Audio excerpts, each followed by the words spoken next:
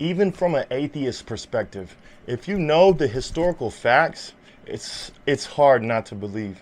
Y'all check this out. How do we explain the fact that this man gets crucified by the Romans and then people claim to see him after he died? And were willing to be put to death for that belief. Now, you can't historically prove a resurrection, but you can historically prove events and then ask what the best explanation of those facts is. So people will often point to the fact that there was a man called Jesus walking around morally teaching people who was crucified by the Romans, and that a few days after his death, people made claims that they'd seen him after he'd died. And the question is, how do you explain these facts? Maybe they're lying, but then you don't tend to go to death for something you know to be a lie.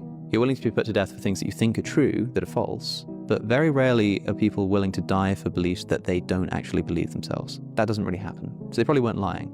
Okay, maybe he didn't die. Unlikely. As they say, the Romans knew how to kill people. And supposedly, they check. And they go to break the legs of the other prisoners as they're taking them down from their crosses. But when they go to break Jesus' legs, they realize he's already dead, which is why his legs don't get broken. And they stab him in the side with a stick. This was a very effective method of killing people, and they knew how to do it. So it's unlikely that he just somehow survived this. So likelihood is that he was actually crucified. And then a few days later, people are claiming to see him.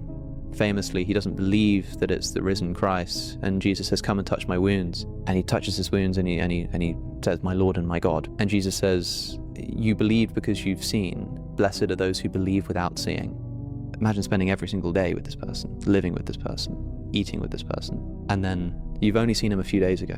And somehow, imagine somebody managed to convince you that they were me.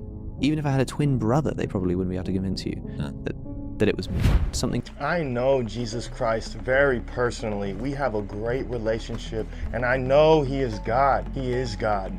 People don't go to death for a lie. And I'll tell you, from everything that I know about my Lord and Savior and how I know him personally, I would go to death for the fact that Jesus Christ is God, and not some faraway sky God, a personal God. All you gotta do is call on his name and he's right there. Jesus Christ is King. Y'all like, subscribe, and comment down below for more Christian content.